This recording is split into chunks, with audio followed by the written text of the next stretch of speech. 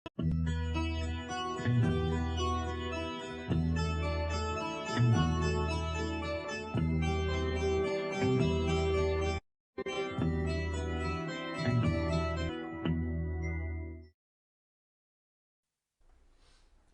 the previous lecture we were discussing about some aspects of the elimination methods, and where we ended up was the discussion on LU decomposition technique.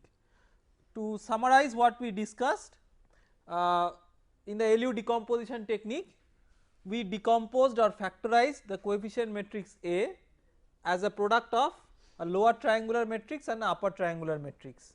The objective was to handle triangular matrices so that you can come up with an algorithm which is as efficient as the substitution method, the backward substitution method, or an equivalent forward substitution method, which could be part of the Gaussian elimination method, but not the forward elimination part, which is of the order of n cube in terms of its computational cost. But where we landed up is that although the forward substitution or backward substitution, either of these are of the order of n square, but the LU factorization itself has a cost of the order of n cube.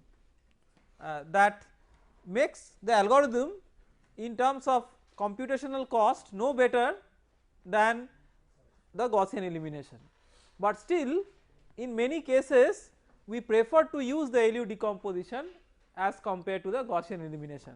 So what are those cases? So you have to remember that in Gaussian elimination there are two parts, one is forward elimination, another is backward substitution. Here there are basically two parts, one is the LU factorization, other is the implementation of the forward substitution and backward substitution. So if you see, let us consider a case where you have a system Ax equal to b, this type of system where A does not change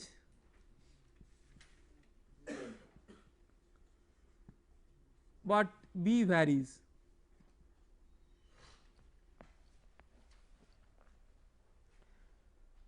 Classical example may be a situation where you have a particular layout of a spring mass system where you have different applied forces on which you try to solve the system, or maybe a structure, say you have a structure like this,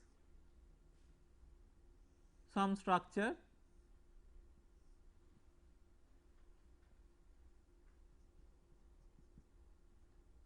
where the structure remains the same, only the load applied changes from one case to the other, and you are testing the structure with different loads.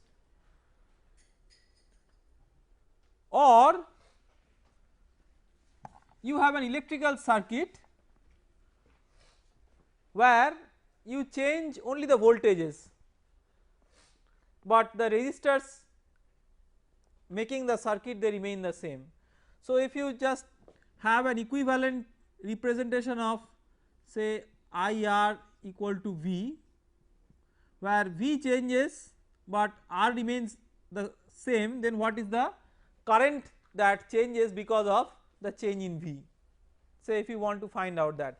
So with these examples we are seeing that there are possibilities where there is a simple algebraic equation, the right hand side of which may change under different circumstances, but the coefficient matrix does not change. So you have in general Kx equal to f of this form, where f is a forcing function, K is the stiffness matrix, so to say, just with an analogy of the finite element method. Your load vector f changes for studying different cases, but K does not change. So here K is equivalent to the coefficient matrix A. So when the coefficient matrix A does not change, then what is the advantage that you are having when you are having to simulate different problems where the coefficient matrix is the same, but the right hand side is different for different problems? Then what is the advantage? Advantage is that you have to factorize it only once, because factorization into L and U does not depend on the right hand side, it does not depend on B, it depends on only what is A. So if B varies in different cases but A remains the same, then you have to pay the price of LU factorization only once. Once you have done that, then for each and every individual problem you can use that same factorization without having to do it again and again, and then your cost is either forward substitution or backward substitution, which is of the order of n square. So you can use LU decomposition technique under certain circumstances, where, or rather it is preferable to use LU decomposition technique for those circumstances where you have changing right hand side but the coefficient matrix does not change, so that every time you do not have to pay the price of calculating L and U. For calculation of L and U, that is for factorization, one can have a particular simple way of doing it, which has number of calculations a bit less than what is required in this formula, in this formulation. This is known as Kraut's algorithm, so to say.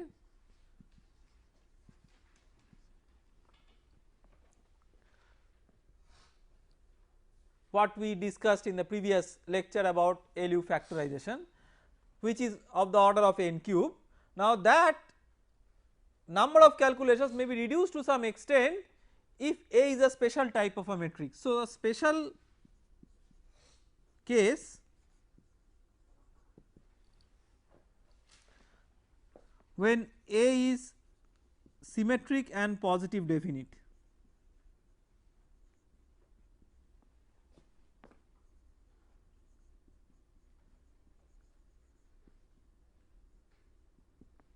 In that case you will have U as L transpose itself. This is known as Cholesky's LU factorization formula.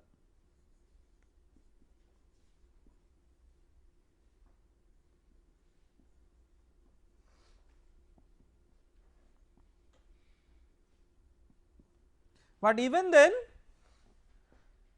although number of computations reduce, that you still have the computations for the factorization of the order of n cube, that does not change in terms of order, although exact number of calculations roughly become half of the original number of calculations, because here you had to calculate L and U, here you have to calculate either of L or of U, because one is the transpose of the other. So number of calculations becomes half, but that does not change the order, it does not change it from n cube to any other order. Now so but it is important to understand that that can be applied when A is symmetric and positive definite. So symmetric, what do you mean by a symmetric matrix A? When A and A transpose are the same, and positive definite, if you identify a vector V, any vector V such that V transpose AV greater than 0, then we call A as a positive definite matrix. So V transpose AV, where V is a vector, any vector. So if A satisfies these two conditions, then only you can use this Cholesky's factorization principle.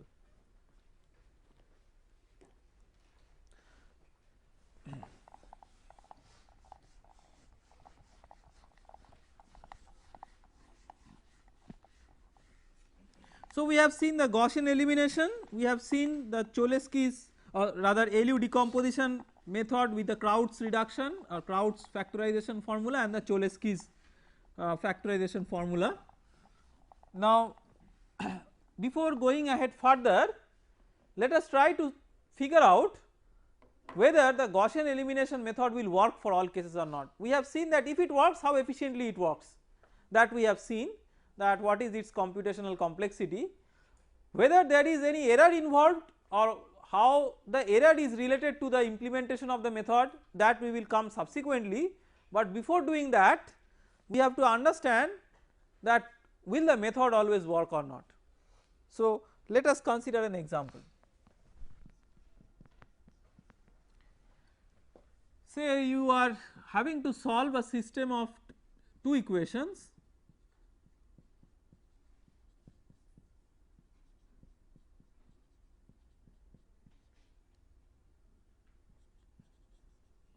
solved by Gaussian elimination.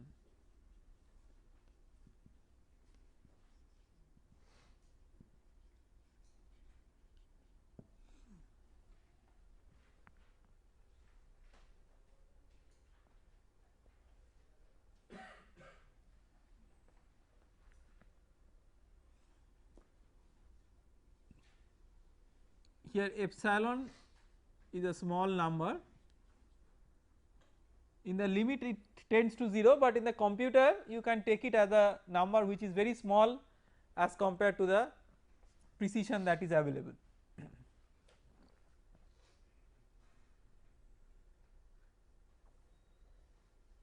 Okay. So let us try to go through this problem.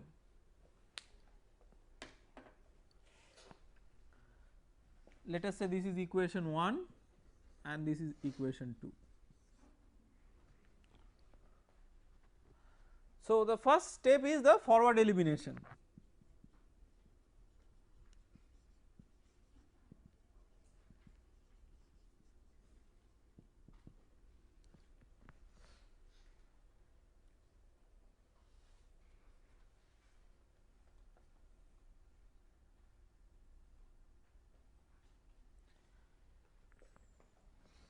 If you want to eliminate x1 from equation 2, then what would be the corresponding manipulation? Equation 2 minus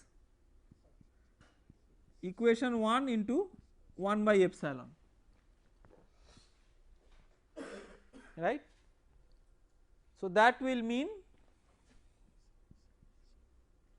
1 minus 1 by epsilon x2 is equal to 2 minus 1 by epsilon.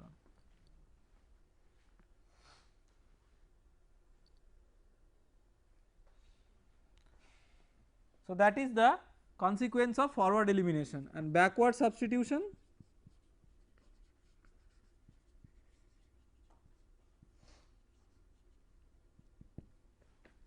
x2 is 2 minus 1 by epsilon by 1 minus 1 by epsilon.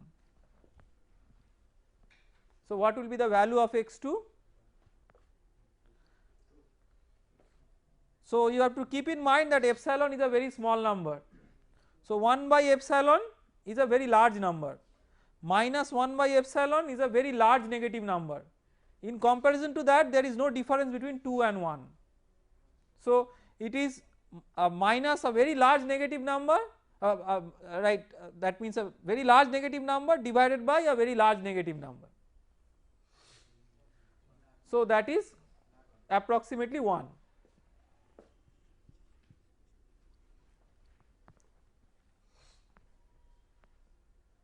Then x1 will be 1 minus x2 by epsilon, so that will be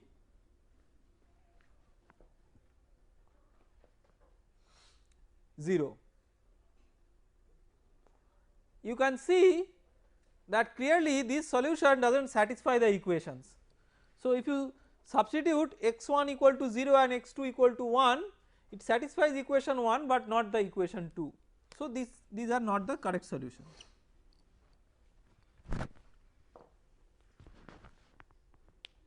To test whether we get something different by reordering the equations, let us reorder the equations.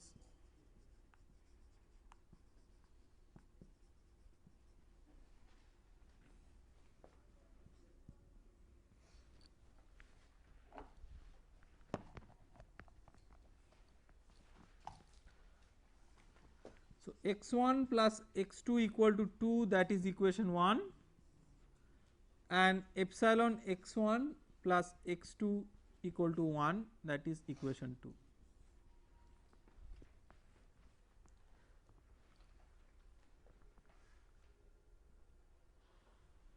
Then let us go through the forward elimination step.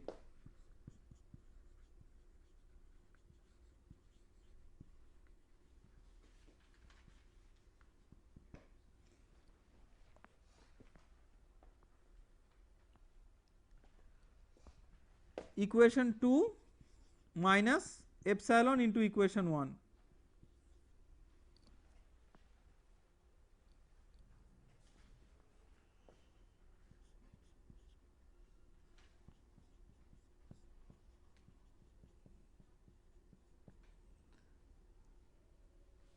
So, backward substitution,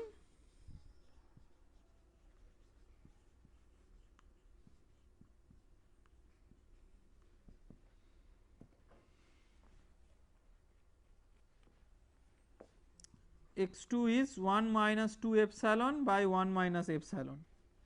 Epsilon is a small number, so this is approximately 1, and x2 is 2 minus epsilon, sorry 2 minus x1, sorry x1 is 2 minus x2,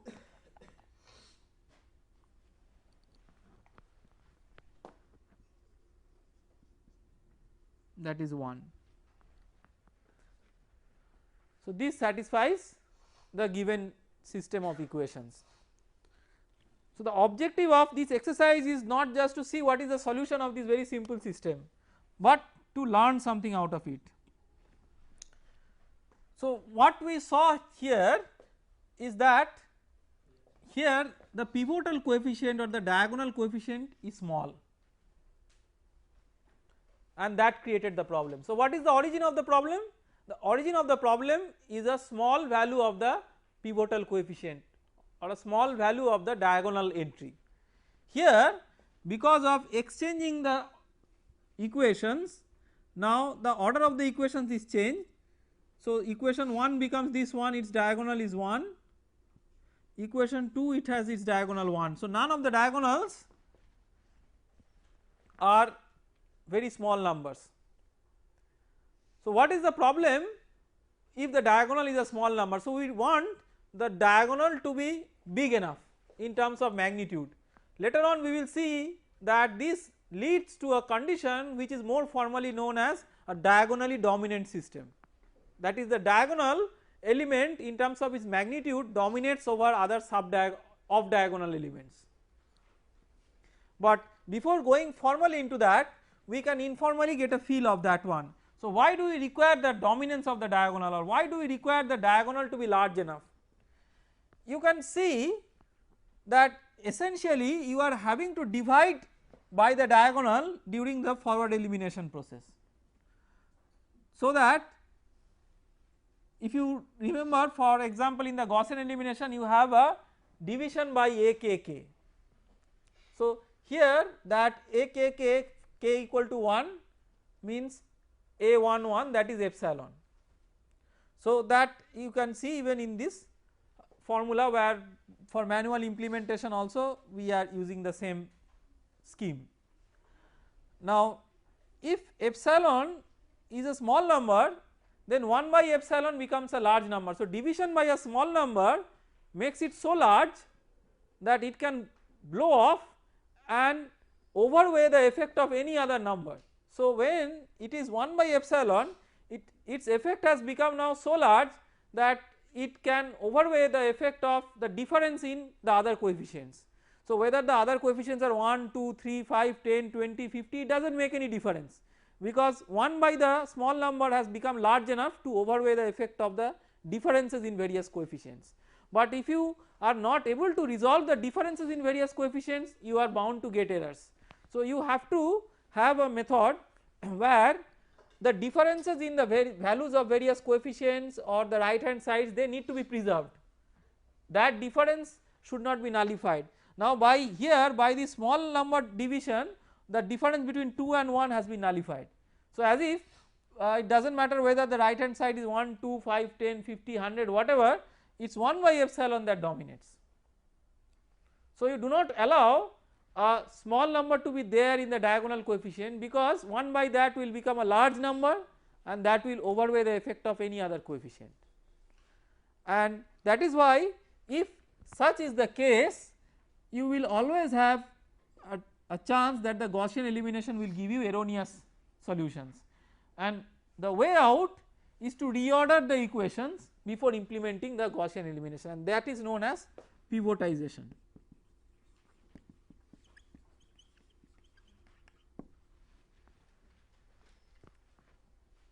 So pivotization means you reorder the equations to reassign a pivotal row. Here the pivotal row was the first row. Now if you interchange those two, then the previous second row becomes the pivotal row. The pivotal row is considered to be such that the corresponding diagonal element is the maximum in magnitude of all the possible options that you have. So if you had for example 10 equations, out of that consider that row as the pivotal row for which the first diagonal coefficient is the maximum in terms of magnitude. Always remember that it is a magnitude that we are looking for, not maximum in terms of the signed number, it is the unsigned, the magnitude, because when you divide by a small number it is the magnitude of the number that will become important, not whether it is plus or minus. So pivotization essentially is reassigning the pivotal row in a way that you have the corresponding pivotal coefficient, which is the diagonal coefficient corresponding to that row, as the maximum possible in magnitude out of all the options of the equations that you have, and that will make sure that you are having the best possible option out of your given choice for implementing the Gaussian elimination. Even then it may be possible that that itself is not good enough, that even the best one has a very small diagonal coefficient, then such a system is prone to serious errors when implemented or solved by using the Gaussian elimination technique. That is one of the important things that we have to keep in mind. So Gaussian elimination will not always work, there are issues of diagonal dominance, and if those issues are satisfied, then only we expect that the Gaussian elimination will work well. Okay.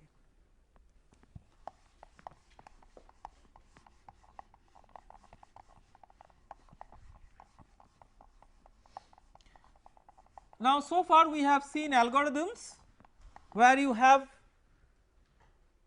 of the order of n cube or n square as the number of computations or the computational cost, but can we bring it down to of the order of n, and that is one of the very important and interesting questions that one would like to answer, because if that is possible, that can reduce the number of computations to a significant extent, and that is indeed possible not for all types of matrices, but for matrices which are tridiagonal in nature, and the corresponding algorithm is known as tridiagonal matrix algorithm or TDMA.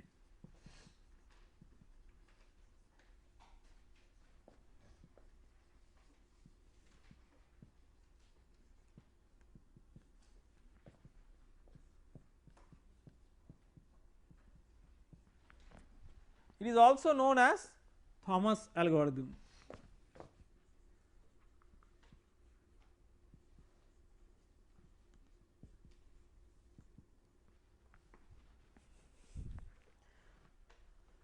Let us first try to understand that what is the motivation. In CFD this is a very important algorithm, and why it is so, because in CFD it is not very uncommon to get a tridiagonal matrix as a coefficient matrix. Why? Let us consider a one dimensional problem. Let us say that you have a grid point P, you have its neighboring grid points E and W.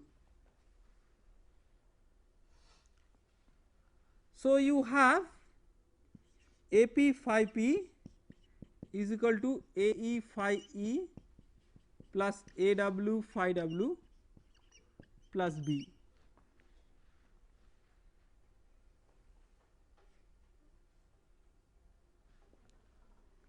In general, it is a summation of the coefficients from its neighboring grid points and of course the source term. You can write it in terms of indices. If you assign indices, you can write, if you call P as I, E as I plus 1 and W as I minus 1, you can write AI phi I is equal to Bi phi I plus 1 plus Ci phi I minus 1 plus Di of this form, where I is P, I plus 1 is E, I minus 1 is W. And this is logically obvious because in our discretization we make sure that events at a grid point are influenced only by its immediate neighbors. Other neighbors do not come into the picture. If you use higher order interpolation techniques, then only other neighbors will come into the picture, but because of the linear profile assumption only the immediate neighbor will come into the picture. So you will have for a one dimensional problem only 2 neighbors plus the grid point itself makes 3 grid points involved at each time. So if you write it in a matrix form,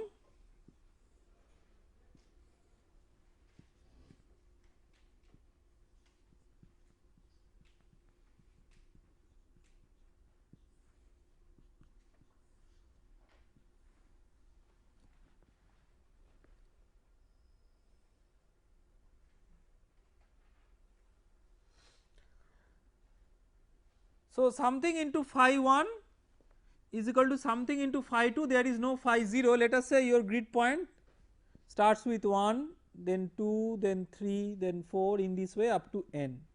So this is your domain. So phi 1 has phi 2, there is no phi 0, nothing called phi 0.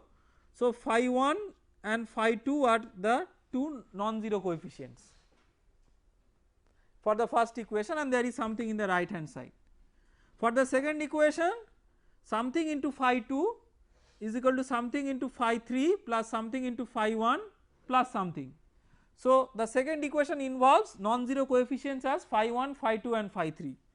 So phi 1, phi 2, phi 3 and something in the right hand side. Third equation will involve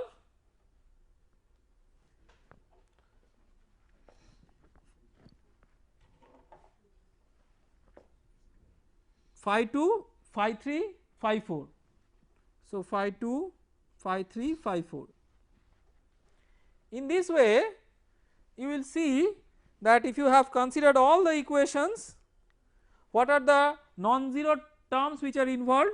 One is this diagonal term, this corresponding to phi 1, this corresponding to phi 2, this corresponding to phi 3, like that.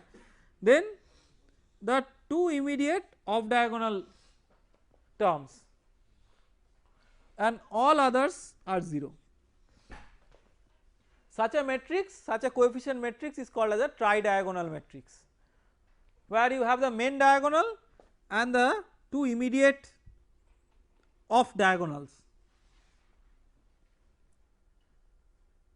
So any algorithm corresponding to the solution of such a system is known as a tridiagonal matrix algorithm.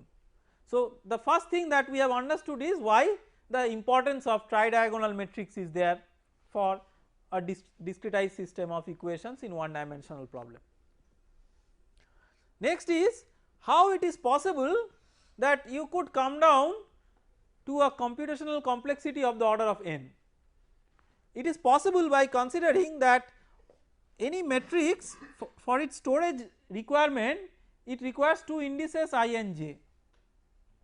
Here what we will do is, instead of using 2 indices I and j, we will just use one index for storing the entries corresponding to all these 3 diagonals together. and that is how we will have a linear storage system instead of having a 2-dimensional array for storing the system, and that is the basic origin behind improving the computational performance of this algorithm. So, let us try to figure out that how we can do that. So, let us take a prototype equation of this particular form. AI phi I is equal to Bi phi I plus 1 plus Ci phi I minus 1 plus Di. Say this is the equation that you have obtained out of 1-dimensional discretization problem. Now, if you can start from the left hand side to the right hand side. So, your first equation will be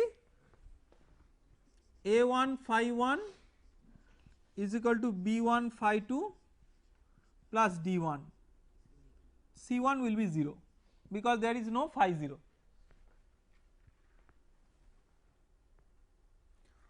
So, you can write phi 1 is equal to B1 phi 2 plus D1 by A1, that means phi 1 is a function of linear function of phi 2.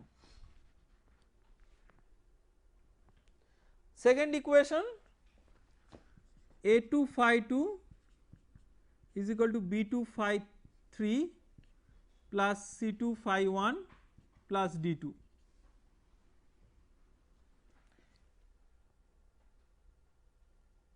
In place of phi 1 you can substitute as function of phi 2. So, this will give you phi 2 as a function of phi 3, linear function again. In this way you can use the previous step to write phi 3 as a function of phi 4, phi 4 as a function of phi 5. In this way phi n will be a function of phi n plus 1, but there is nothing called phi n plus 1. So, it is just a constant because there is nothing called n plus 1, n is the last grid point. So, now what we have to do is we have to systematize this approach. So, as if you know phi 1 you can know phi 2 from that, if you know phi 2 you can know phi 3 from that. It is not known explicitly but implicitly. If phi 1 was known then phi 2 would have been known, if phi 2 would have been known phi 3 would have been known. In this way if phi n would have been known then phi n plus 1 would have been known in this way, but there is nothing called phi n plus 1. So, that means in this way when you go to the last step phi n is known. So, what we will do, we will consider that you have intermediate steps of this form.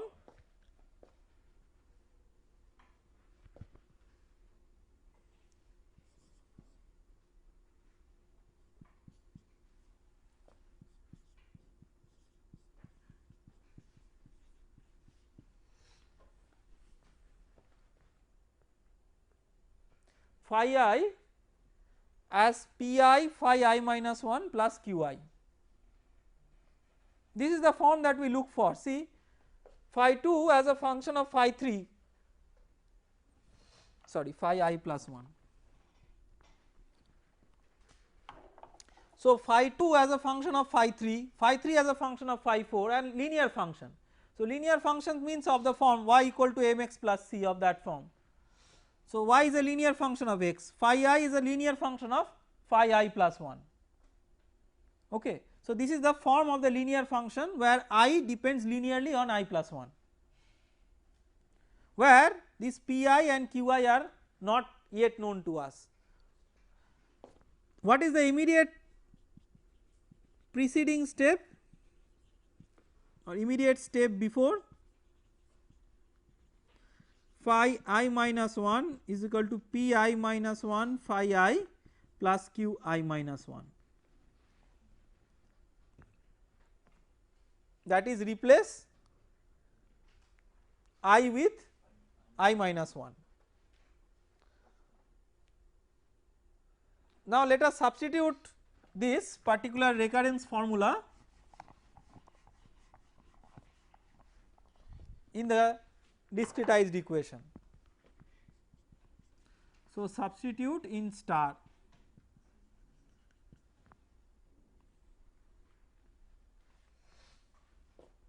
Say this is double star, substitute double star in star.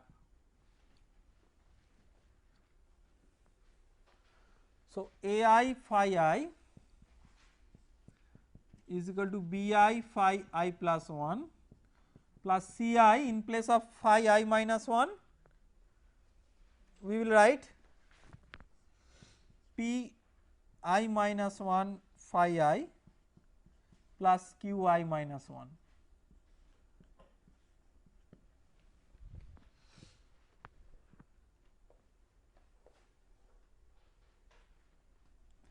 So, from here we get A I minus C I P I minus 1 phi I is equal to B I phi I plus 1 plus D I. So, phi I is equal to B I by A I C I A I minus C I P I minus 1 into phi I plus 1 plus D I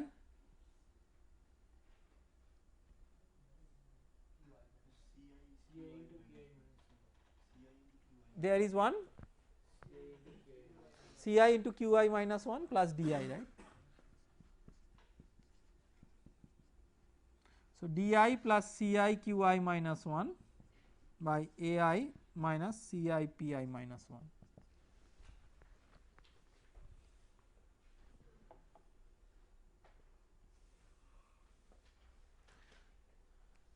Now, you can see that this particular equation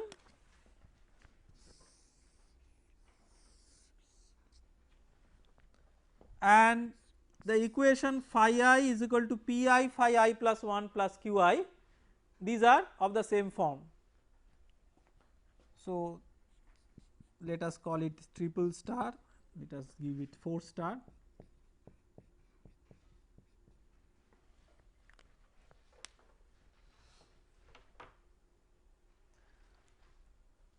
So, compare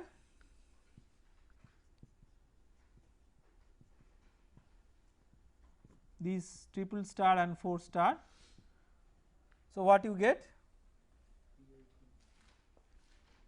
Pi is equal to Bi by Ai minus Ci Pi minus 1 and Qi is equal to Di plus Ci Qi minus 1 by Ai minus Ci Pi minus 1.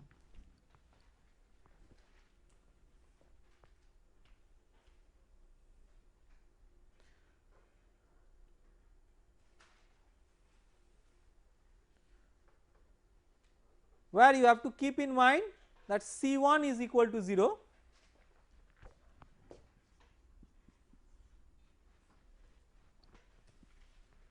Why? Because there is no phi 0 and Bn is equal to 0 because there is no phi n plus 1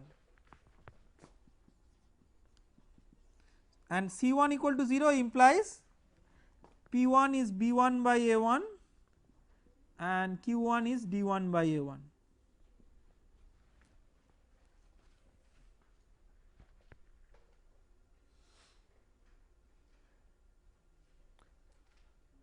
And what is phi n?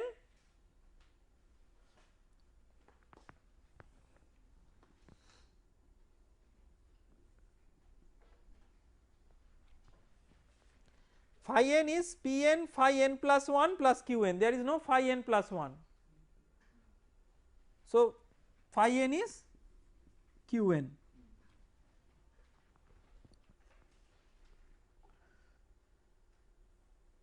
So, the first value of phi that you can solve for is Qn. So, you start with I equal to 1, then you go to I equal to 2, 3, 4, 5 like that.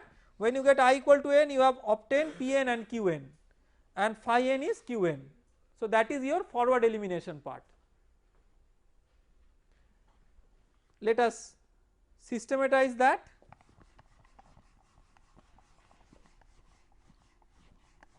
Before systematizing that, we can easily recognize that once you get phi n, then you can get phi n minus 1, because what is the formula that you are having? Phi I is equal to Pi phi I plus 1 plus Qi.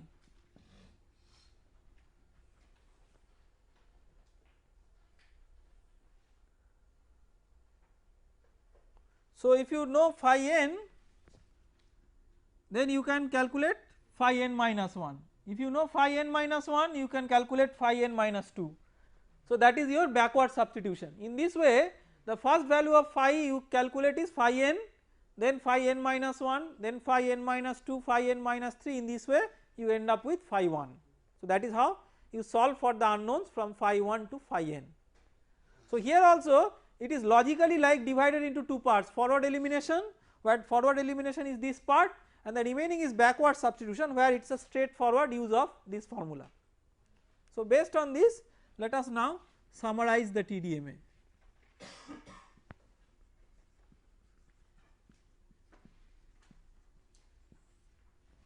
So first is you input AI, BI, CI, DI, that comes from your discretized equation. Then you have P1 is equal to B1 by A1, Q1 is D1 by A1. Remember the equation that you are looking for is AI phi I is equal to Bi phi I plus 1 plus Ci phi I minus 1 plus Di. Then for I equal to 2 to n, you can calculate Pi. This is a recurrence relationship. So if you know P1, you can calculate P2 and Q2 if you know P1 and Q1. If you know P2 and Q2, you can calculate P3 and Q3 and so on.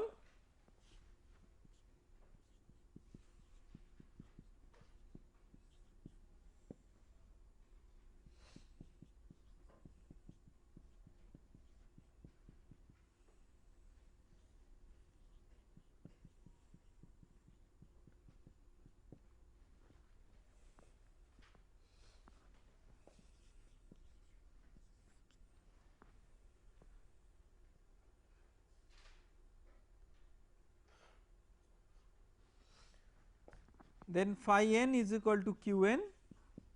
Then you have a for loop in which you put the formula for phi I is equal to Pi phi I plus 1 plus Qi. So for I equal to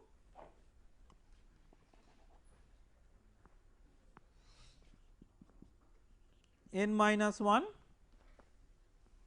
it will start with phi n minus 1, phi n is already known, it will end up to 1 with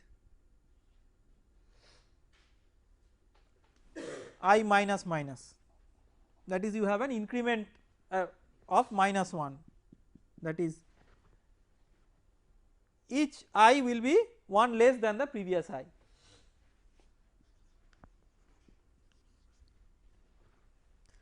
So this is the forward elimination part.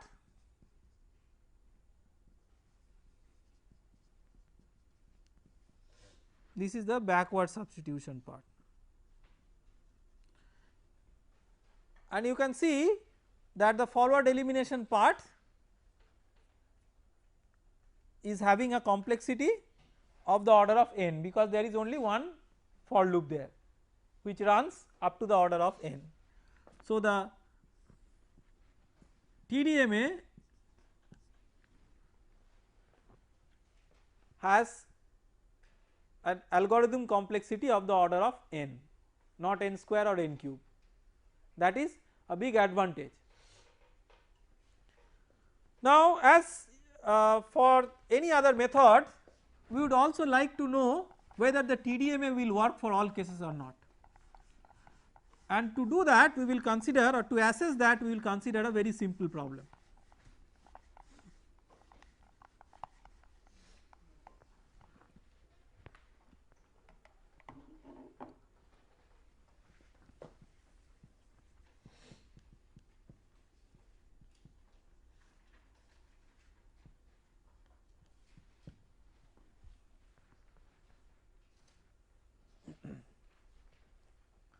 So, let us say that we have a rod, one dimensional system where you have the heat flux at the left wall as given, say Q1, heat flux at the right boundary is also given same as Q1, the length of this one is L, thermal conductivity is given. We will assume easy numerical values so that we can evaluate that easily. So, the objective is to find out temperature distribution, steady state temperature distribution in the rod.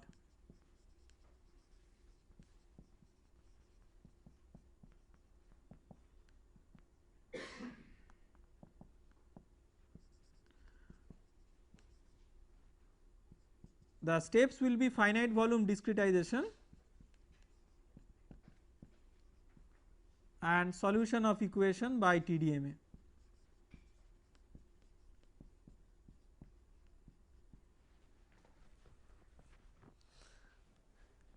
Let us consider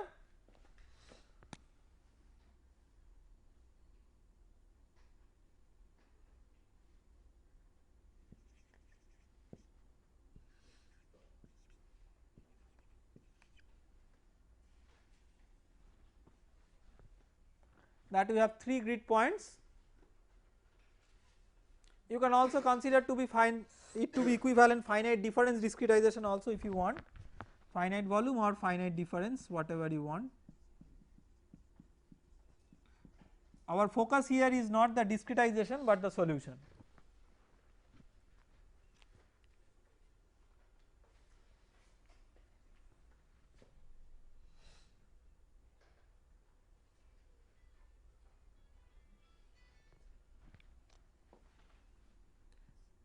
Let us take the second grid point at halfway. So, this is L by 2 and this is L by 2.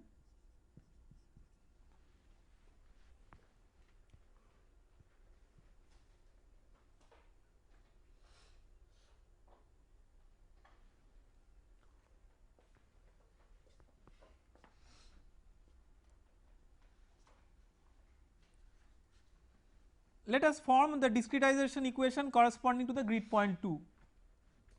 So, what is the governing equation? d dx of k dt dx equal to 0. If k is a constant, it is as good as d2t dx2 equal to 0. So, if you consider a finite difference discretization, it is T3 plus T1 minus 2 T2 by L by 2 square, that is equal to 0. Here delta x is L by 2.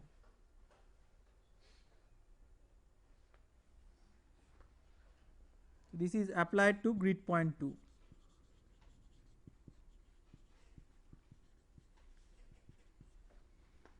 That means T2 is T1 plus T3 by 2.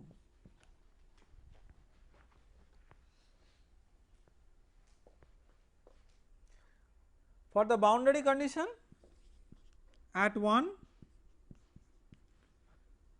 Q is equal to minus k dt dx at 1.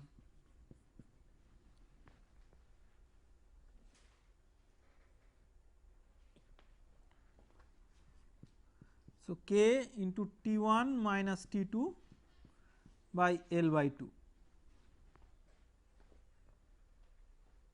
So, T1 is equal to T2 plus QL by 2k. Okay. Let us consider this QL by 2k as a number A for simplicity. So, T1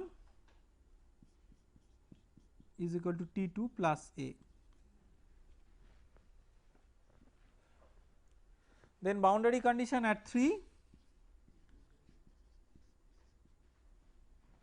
in a very similar way,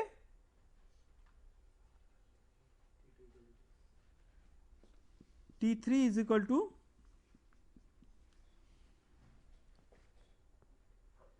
T2 minus A.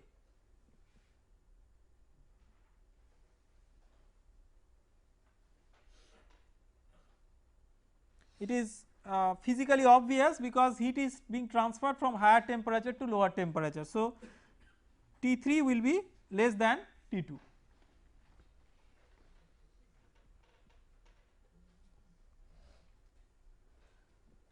So, now let us try to arrange these equations in this particular form AI phi I.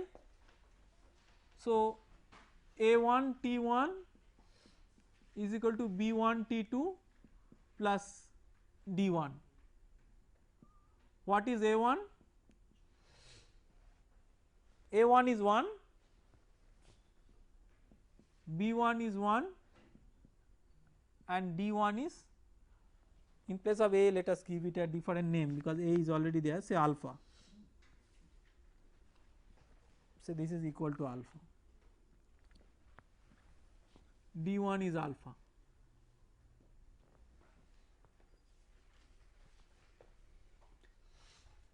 Then what is A2? A2 T2 is equal to B2 T3 plus C2 T1 plus D2. So, what is A2?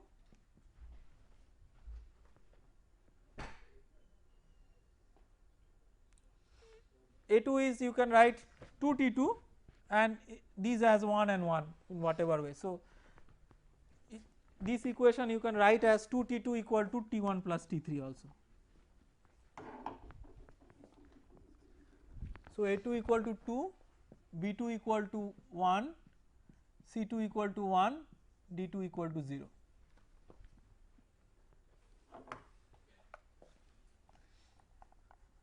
Then for the third point, A3 T3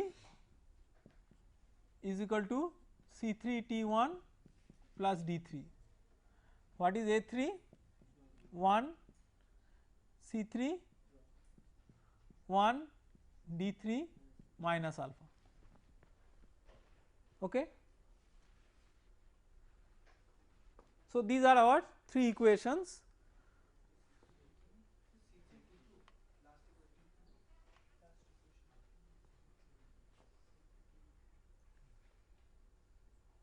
C3 C3T, okay, that is T2, right. Okay. Now, you can go through the TDMA as it is there here. P1 is B1 by A1. So, P1 is B1 by A1, that is equal to 1, Q1 is D1 by A1, that is equal to alpha. Then P2 is B2 by A2 minus C2 P1. So, B2 is 1 by A2 2 minus C2 P1 1. Q2 is equal to D1 sorry D2 plus C2 Q1 by A2 minus C2 P1. So, what is D2? D2 is 0, C2 is 1, Q1 is alpha. So, alpha by A2 2 minus C2 1 into P1 1. So, alpha. Then P3 B3 by A3 minus C3 P2. B3 is 0, divided by, let us see what it is there, A3 1 minus C3 is 1 into P2 1. So, it is 0 by 0 form, indeterminate.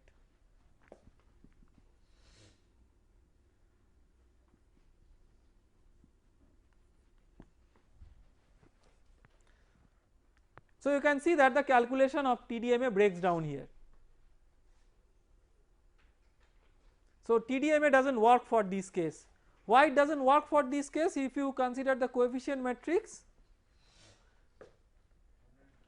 you will find what is the characteristic of the coefficient matrix here.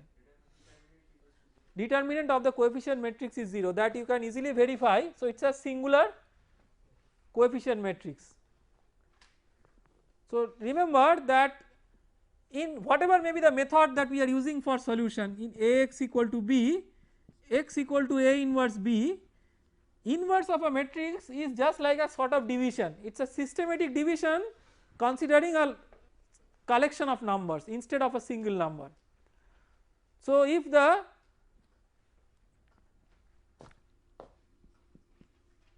inverse of A is what? Adjoint A by determinant A.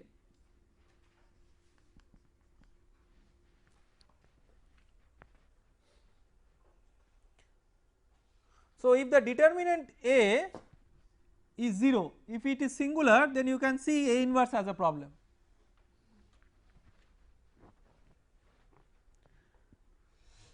Physically, why the TDMA does not work here? I am giving this problem as an example because we have referred to this example earlier. You have this as actually an ill-posed boundary value problem, because you are having two flux boundary conditions where the fluxes are equal, and of course they should be equal because of one dimensional steady state heat conduction requirement, but that is already inbuilt with the governing equation, it is no new information. So, although you have specified fluxes at the two boundaries and they are equal, so it is physically consistent, but it is not giving you any additional information corresponding to the boundary condition. So, that gives rise to the singularity of a system. So, you can see an ill-posed boundary value problem, if nowhere detected otherwise, will face trouble when you are coming to solve the system of corresponding discretized algebraic equations.